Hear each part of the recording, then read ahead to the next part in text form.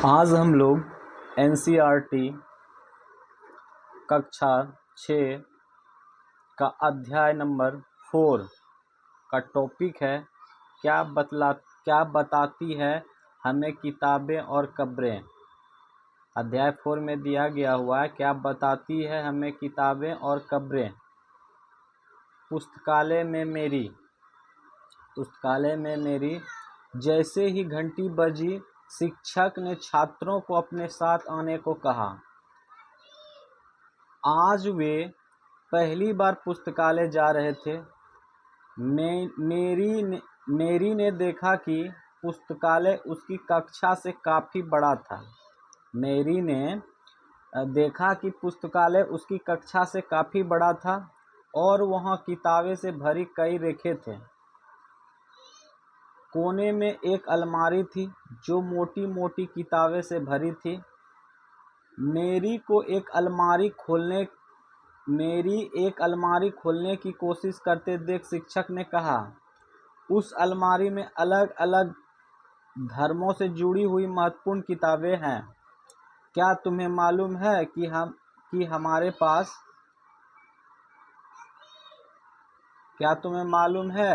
हमारे पास वेदों का भी एक संग्रह है।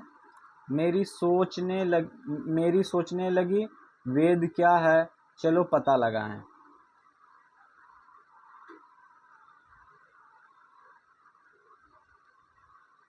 दुनिया में प्राचीनतम ग्रंथों में एक है वेद। शायद तुमने वेदों के बारे में सुना होगा। वेद 4 हैं। कितने हैं वेद? वेद 4 है। ऋग्वेद, सामवेद, यजुर्वेद तथा अथर्ववेद। सबसे पुराना वेद ऋग्वेद, जिसकी रचना लगभग 3500 साल पहले हुई थी। 4 वेद होता है, ऋग्वेद, सामवेद, यजुर्वेद और अथर्ववेद। तो सबसे पुराना वाला वेद है तो ऋग्वेद है, जिसकी रचना लगभग 3500 साल पहले हुई थी। ऋग्वेद में 1000 से ज़्यादा प्रार्थनाएं हैं जिन्हें सूक्त कहा गया है। ऋग्वेद में 1000 से ज़्यादा प्रार्थनाएं हैं जिसे सूक्त कहा गया है। सूक्त का मतलब है अच्छी तरह से बोला गया। सूक्त का मतलब होता है अच्छी तरह से बोला गया। ये विभिन्न देवी देवताओं की स्तुति में रचे गए हैं। इनमें से तीन देवता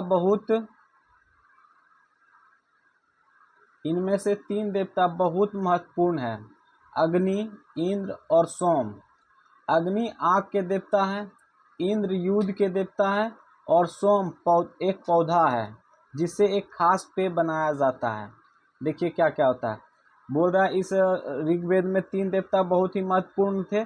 अग्नि आग के देवता थे और इंद्र युद्ध के देवता थे और सोम एक विशेष प्रकार का पौधा था जिससे एक खास पेय बनाया जाता था।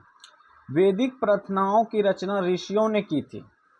आचार्य विद्यार्थियों को इन्हें अक्षरों, शब्दों और वाक्यों में बांटकर स्वस्वर पाठ द्वारा कंठस्थ करवाते थे। अधिकांश सूक्तों की रचयिता सीखने और सिखाने वाले पुरुष थे। कोई भी चीज के बारे में जो बताते थे वो अधिकतर पुरुष थे। कुछ प्रार्थनाओं की रचना महिलाओं ने भी की थी। ऋग्वेद की भाषा प्राकृतिक संस्कृत, वैदिक संस्कृत कहलाती है। प्राकृत संस्कृत या वैदिक संस्कृत कहलाती है। तुम स्कूल में जो संस्कृत पढ़ती हो उससे यह भाषा थोड़ी भिन्न है।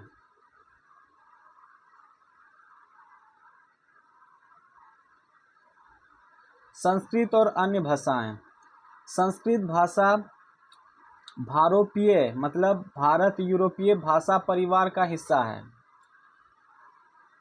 भारत की कई भाषाएं असमिया, गुजराती, हिंदी, कश्मीरी और सिंधी एशियाई भाषा है, जैसे फारसी, तथा यूरोप बहुत सी भाषाएं जैसे अंग्रेजी, फारसी, जर्मन, यूनानी, इतालवी, स्पेनिश आदि इसी परिवार से जुड़ी है।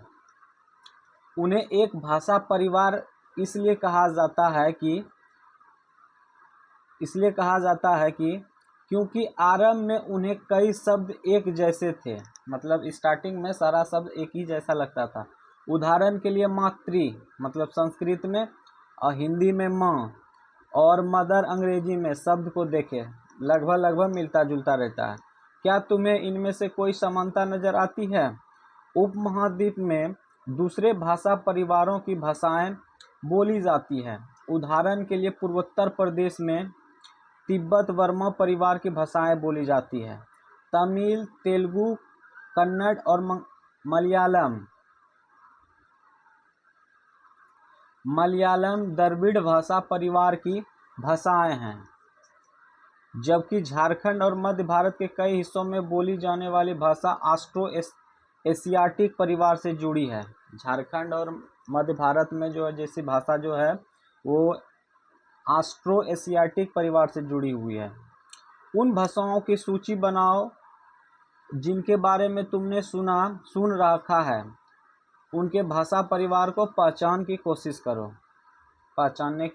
करो।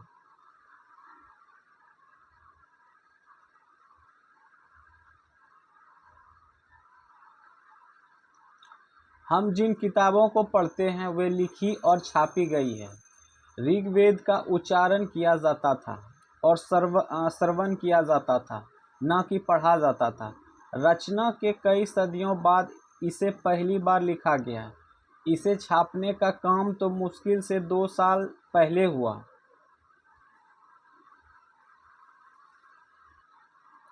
इतिहासकार ऋग्वेद का अध्ययन कैसे करते हैं? इतिहासकार जो थे वो ऋग्वेद का अध्ययन कैसे करते थे? इतिहासकार पुरातत्वविदों की तरह अतीत के बारे में जानकारी इकट्ठी करते थे, लेकिन भौतिक अवशेषों के अलावा वे लिखित स्रोतों का भी उपयोग करते थे। चलो देखते हैं कि ऋग्वेद के अध्ययन कैसे करते हैं। ऋग्वेद के कुछ सूक्त वार्तालाप के रूप में है।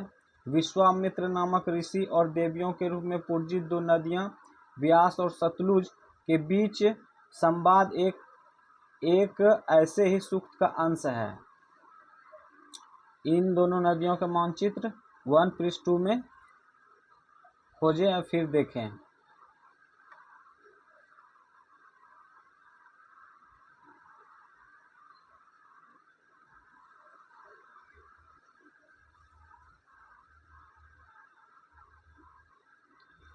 ऋग्वेद की पांडुलिपि का एक पन्ना, ये ऋग्वेद का पांडुलिपि का एक पन्ना है। ये भुज्र वृक्ष की छाल पर लिखी यह पांडुलिपि कश्मीर में पाई गई थी। इसके बारे में पहला चैप्टर में भी हम लोग देखे थे कि भुज नामक पेड़ से ही प्राप्त होता है। पांडुलिपि जो लिखा जाता है वो कश्मीर से पाया जाता है। लगभग 150 वर्ष पहले ऋग्वेद के सबसे पहली बार छापने के लिए इसका उपयोग किया गया था। इसी पांडुलिपि को देखकर अंग्रेजी अनुवाद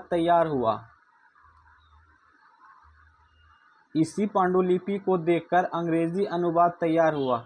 यह पांडुलिपि पुणे महाराष्ट्र के एक पुस्तकालय में सुरक्षित है।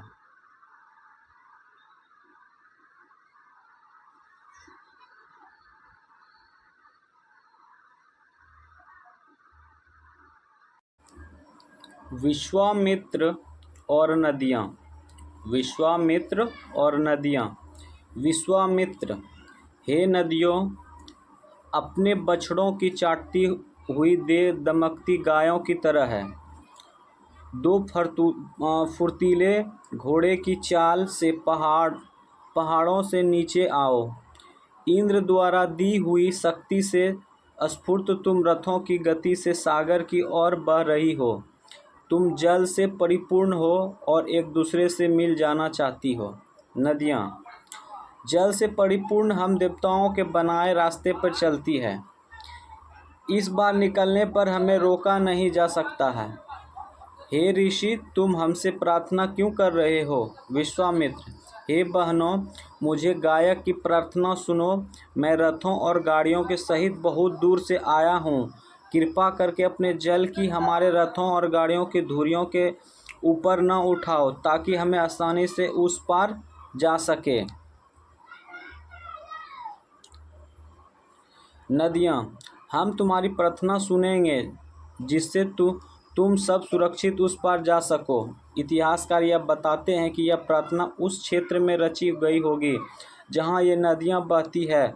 वे यह भी सुझाते हैं कि जिस समाज में ऋषि रहते थे वहाँ घोड़े और गायों बहुत महत्व दिया जाता था, इसलिए नदियों की तुलना घोड़ों और गायों से की गई है। क्या तुम्हें लगता है कि रथ भी महत्वपूर्ण थे? अपने जवाब के लिए कारण बताओ। प्रार्थना की पंक्तियों को दोबारा पढ़कर ये बताओ कि उनमें परिवहन के लिए किन किन स्थानों का उल्लेख है। ऋग्वेद की प्रार्थनाओं में अन्य दूसरी नदियाँ, खासकर सरस्वती, सिंधु जिसकी सहायक नदियों का भी जिक्र है। गंगा यमुना का उल्लेख सिर्फ एक बार किया गया है। देखिए, ऋग्वेद में प्रार्थनाओं अन्य दूसरी नदियों, खासकर सरस्वती, सिंधु उसकी सहायक नदियों का भी जिक्र है। गंगा यमुना का उल्लेख सिर्फ एक बार किया गया है। मानचित्र 1 को देखो और ऐसी 5 नदियों की सूची बनाओ जिसके नाम ऋग्वेद में नहीं है।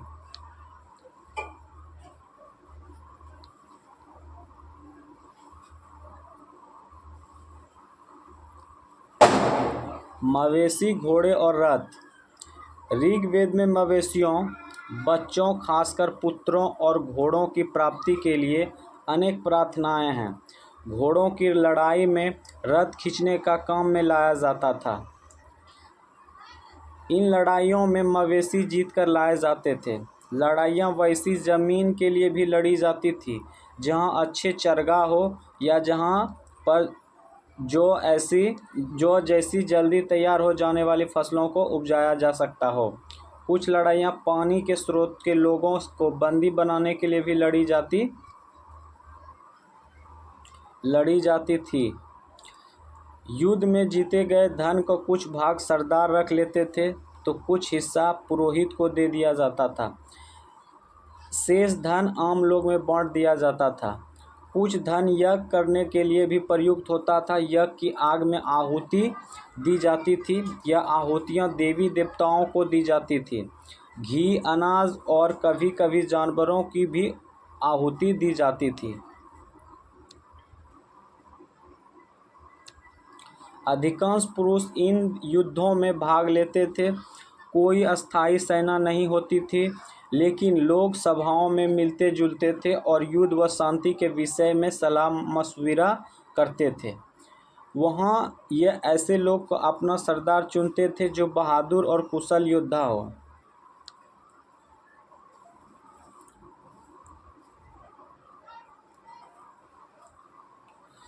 लोगों के विशेषता बताने वाले शब्द।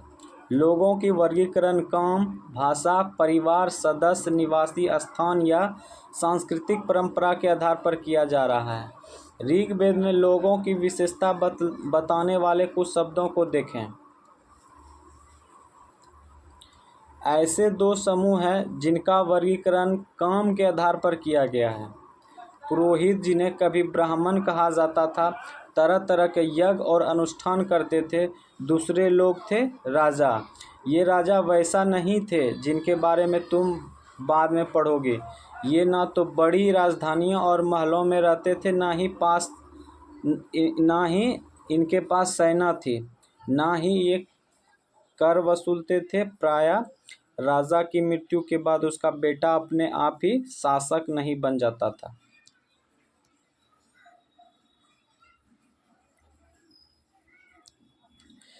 पिछले अनुभाग को एक बार फिर पढ़ो और यह पता लगाने की कोशिश करो कि राजा क्या करते थे। जनता या पूरे समुदाय के लिए 2 शब्द इस्तेमाल होता था। एक था जिसका प्रयोग हिंदी व अन्य भाषाओं में आज भी होता है। दूसरा था विश, जिससे वैश्य शब्द निकलता है। इस विषय में तुम अध्याय 5 में विस्तार से पढ़ोगी। ऋग्वेद में विष और जनों के नाम मिलते हैं। ऋग्वेद में विष और जनों के नाम मिलते हैं, इसलिए हमें पुरुजन या विष, भारत जन या विष, युद्ध जन या विष जैसे कई उल्लेख मिलते हैं। तुम इनमें से कोई नाम जाना पहचाना लगता है। जिन लोगों ने इन प्रार्थनाओं की रचना की वह कभी कभी खुद को आर्य कहते थे तथा अपने विरोधियों को दास या दस्यु कहते थे। दस्यु वे लोग थे जो यज्ञ नहीं करते थे और शायद दूसरी भाषाएं बोलते थे। बाद के समय में दास, स्त्रीलिंग दासी शब्द का मतलब गुलाम हो गया। दास वे स्त्री और पुरुष होते थे।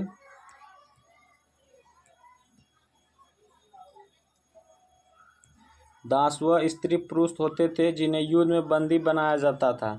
उन्हें उनके मालिक की जायदाद माना जाता था। जो भी काम मालिक चाहते थे उन्हें वह सब करना पड़ता था।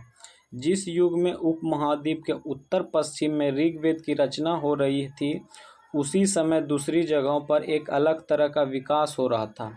देखो वहाँ क्या क्या हो रहा था।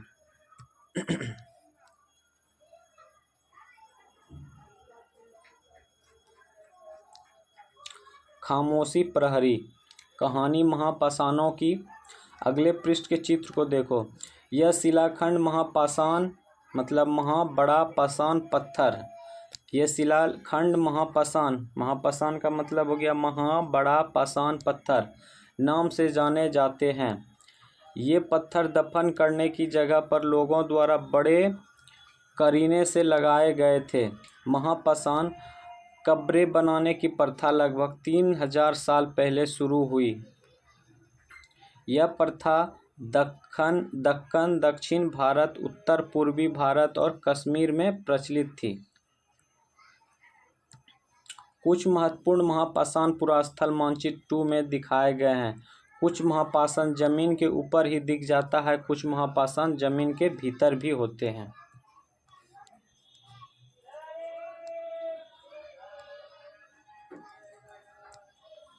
कई बार पुरातत्वविदों को गोलाकार सजाए हुए पत्थर मिलते हैं। कई बार अकेले खड़ा हुआ पत्थर मिलता है। ये ही एकमात्र प्रमाण है जो कि जमीन के नीचे कब्र को दर्शाता है। महापाषाणों का निर्माण के लिए लोगों को कई तरह का काम करने पड़ते थे। हमने जो कार्य की सूची बनाई है उन्हें क्रमबद्ध करो। गड्ढे खोदना, शिलाखंडों को ढोकर लाना, बड़े पत्थरों को तराशना और मरे हुए लोग को दफनाना।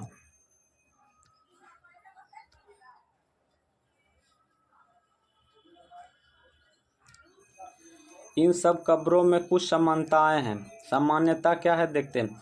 मृतकों को खास किस्म की मिट्टी के बर्तनों के साथ दफनाया जाता था, जिन्हें काले लाल मिट्टी के बर्तनों ब्लैक एंड रेड वेयर के नाम से जाना जाता है। जैसे पूछ देगा ना कि काले लाल मिट्टी को बर्तनों किस नाम से जाना जाता है, ब्लैक एंड रेड वेयर के नाम से जाना जाता है। इनके साथ ही मिले हैं लोहे के औजार और हथियार, घोड़े का कंकाल और सामान तथा पत्थर और सोने के गहने। क्या हड़प्पा के शहरों में लोहे का प्रयोग होता था? जरा सा इसको देख लेते हैं क्या है। ऊपर इस तरह के महापाषाण को ताबू सावधान शिष्ट कहा जाता है। ऊपर इस तरह के महापाषाण को ताबूत सावधान शिष्ट कहा जाता है। यह दिखाए गए हैं कि शिष्ट में एक पोर्ट होल बड़ा सुराख है जो शायद पत्थरों से बने हुए कमरे में जाने का रास्ता है।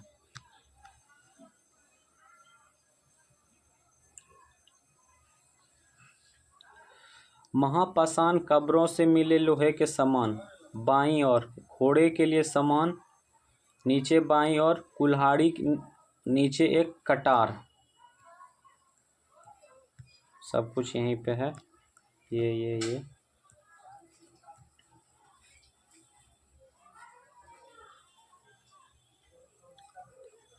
लोगों की सामाजिक असमानताओं के बारे में पता करना। लोगों की सामाजिक असमानताओं के बारे में पता करना।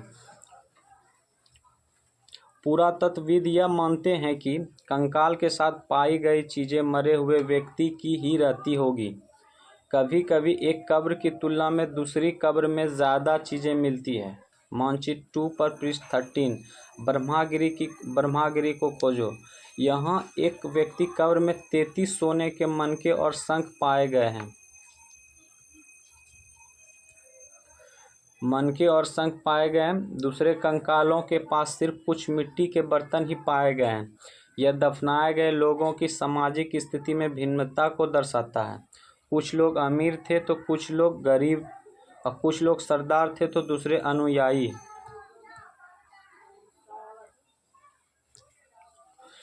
क्या कुछ कब्रगाहें खास परिवारों के लिए थी? कभी कभी महापशानों में एक से अधिक कंकाल मिले हैं। वे यह दर्शाते हैं कि शायद एक ही परिवार के लोग को ही स्थान पर अलग अलग समय पर दफनाया गया था। बाद में मरने वाले लोग को पोर्ट हॉल के रास्ते कब्रों में लाकर दफनाया जाता था। ऐसा स्थान पर गोलाकार लगाए गए पत्थर या चट्टान चिन्हों का काम करते थे, जहां लोग आवश्यकता अनुसार शवों को दफनाने में दोबारा आ सकते थे।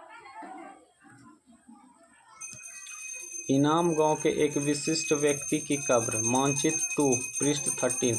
इनाम गांव को खोजो। यह भीमा की सहायक नदी है। इनाम गांव यह भीमा की सहायक नदी है। घोड़ के किनारे एक जगह है। इस जगह पर 3600 से 2700 साल पहले लोग रहते थे। यहाँ वयस्क लोगों को प्रायः गड्ढे में सीधा लिटाकर दफनाया जाता था। उनका सिर उत्तर की ओर होता था। कई बार उन्हें घर के अंदर ही दफनाया जाता था। ऐसे बर्तन जिनमें शायद खाना और पानी और दफनाए गए सब के पास रख दिए जाते थे।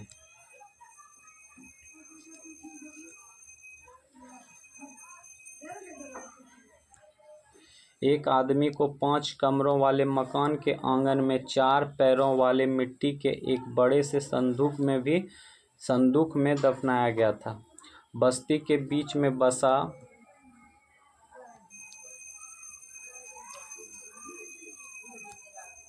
यह घर गांव के सबसे बड़े घरों में एक था।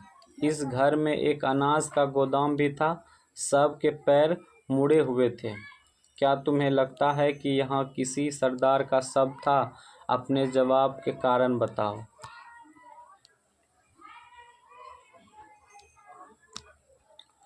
क्या बताते हैं हमें कंकालों का अध्ययन? छोटे आकार के आधार पर एक बच्चे का कंकाल आसानी से पहचाना जा सकता है, लेकिन एक बच्चे और बच्ची की कंकाल के बीच कोई बड़ा फर्क नहीं होता। क्या हम यह पता लगा सकते हैं कि कंकाल किसी पुरुष का था या स्त्री का? कभी कभी लोग कंकाल के साथ मिले सामानों के आधार पर इसका अंदाज़ा लगाते हैं। उदाहरण के लिए, यदि कंकाल के एक साथ गहने मिलते हैं तो कई बार उसके महिला के कंकाल मान लिया जाता था, लेकिन ऐसी समझ के साथ समस्या है। अक्सर पुरुष भी आभूषण पहनते हैं।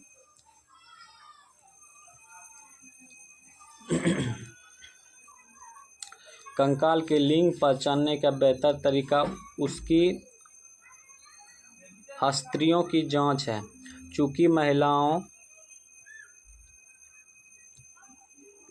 महिलाओं बच्चों के जन्म देती है, इसलिए उनका कीट प्रदेश या कुल्ला पुरुषों से ज़्यादा बड़ा होता है। यह समझ कंकालों के आधुनिक अध्ययन पर आधारित है। आज से लगभग 2000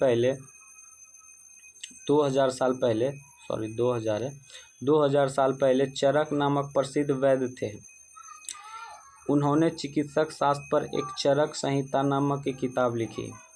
वे कहते हैं कि मनुष्य के शरीर में 360 हड्डियां होती है।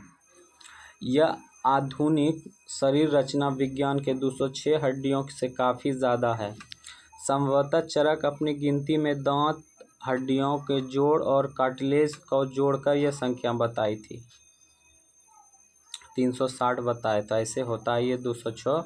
वो क्या किए थे, दांत की हड्डियों और जोड़ कार्टिलेज को ही जोड़ करके वो 360 पूरा दिए थे। तुम्हारे अनुसार शरीर के बारे में उन्हें इतनी विस्तृत जानकारी कैसे इकट्ठा होगी?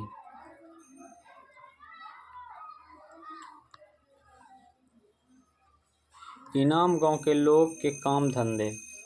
इनाम गांव पुरातत्वविदों को गेहूं, जौ, चावल, दाल, बाजरा, मटर, तिल के बीज मिले हैं।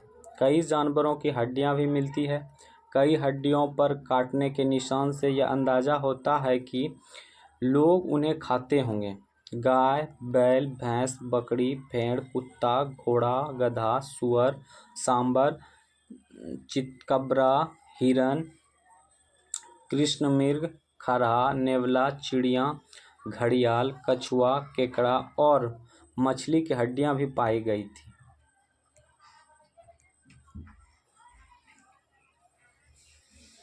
ऐसा साक्ष्य मिले हैं कि बैर, आंवला, जामुन, खजूर और कई तरह के रस भरियां एकत्र की जाती थी।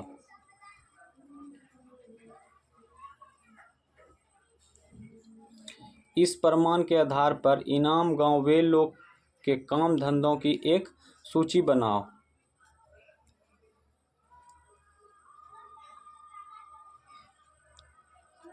अन्यंत्र एटलस में चीन को देखो। लगभग 3500 साल पहले हम यहाँ की लेखन कला के सबसे पुराने उदाहरण पाते हैं। यह जानवरों की हड्डियों पर लिखा गया था। इन्हें भविष्यवाणी करने वाली हड्डियों कहा जाता है, क्योंकि यह मान्यता थी कि यह भविष्य बताती है कि राजा लोग लिपिकारियों इन हड्डियों पर सवाल लिखवाते थे।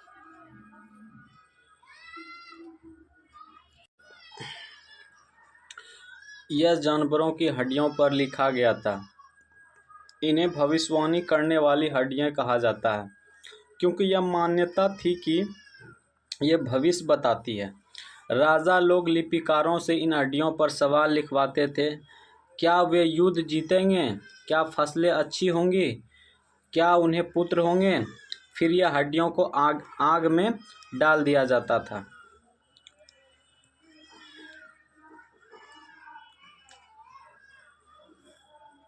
जहाँ इनमें गर्मी से झटक कर दरारें पड़ जाती थी, तो भविष्यवक्ता इन दरारों को बड़े ध्यान से देखकर भविष्यवाणी करने की कोशिश करते थे।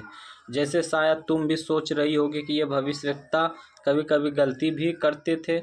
ये राजा शहर में महल बनाकर रहते थे। उन्होंने बेशुमार दौलत इकट्ठी कर ली थी, जिनमें बड़े बड़े नक्काशी किए हुए कांसे के बर्तन शामिल थे, लेकिन वह लोहे का इस्तेमाल करना नहीं जानते थे।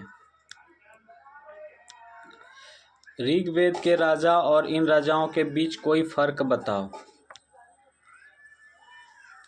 कल्पना करो। कल्पना, ये थोड़ा सा उपयोगी शब्द देख लेते हैं। वेद, प्रार्थना, भाषा, रथ, यज्ञ, राजा, दास, महापाषाण, कब्र, कंकाल, लोहा। कुछ महत्वपूर्ण तिथियां देख लेते हैं। कुछ महत्वपूर्ण तिथियां। वेदों की रचना का प्रारंभ लगभग 3500 साल पहले हुआ था। महापाषाणों का निर्माण की शुरुआत लगभग 3000 साल पहले हुआ था। इनाम गांव कृषकों का निवास 3600 ईस्वी से 2700 साल पहले हुआ था। चरक लगभग 2000 साल पहले हुआ था। एक निम्नलिखित 1 नंबर प्रश्न और 2 नंबर प्रश्न को देख लेते हैं। निम्नलिखित को सुमेलित करें। सूक्त हो जाएगा अच्छी तरह से बोला गया। सूक्त होगा अच्छी तरह से बोला गया। रथ हो जाएगा युद्ध में प्रयोग किया जाता था। रथ हो गया युद्ध में प्रयोग किया जाता था। यज्ञ अनुष्ठान होगा। यज्ञ अनुष्ठान होगा। दास गुलाम होगा। दास का गुलाम होगा। महापाषाण का सजाए गए पत्थर। महापाषाण सजाए गए पत्थर। 2 नंबर को देखेंगे, वाक्य पूरा करें। डैश के लिए दासों का इस्तेमाल किया जाता था। तो दासों का इस्तेमाल किस लिए किया जाता था? तो मालिक की सेवा करने के लिए। मालिक की सेवा करने के लिए। ख नंबर हो जाएगा। डैश में महापाषाण पाए जाते हैं। ख नंबर का हो जाएगा। महापाषाण कहाँ पाए जाते हैं? तो हो जाएगा दक्कन,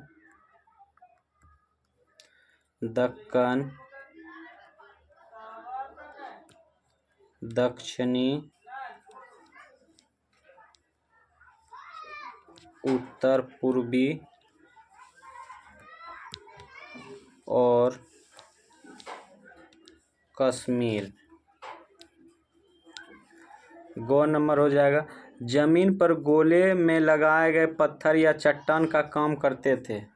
गौ का हो जाएगा, वो चिन्हों का काम करते थे। क्या चीज़ का काम करते थे? तो चिन्हों का काम करते थे, चिन्हों का काम करते थे। घ नंबर, पोर्ट होल का इस्तेमाल डैश के लिए किया जाता था। तो इसका आंसर हो जाएगा पत्थरों से बने हुए कमरे में जाने के लिए। अंगों नंबर, इनाम गांव के लोग क्या खाते थे? तो इनाम गांव के लोग अनाज, फल और मांस खाते थे। आज का ये 4th नंबर अध्याय यहीं पे समाप्त होता है। अब नेक्स्ट अध्याय नेक्स्ट क्लास में देखेंगे। धन्यवाद।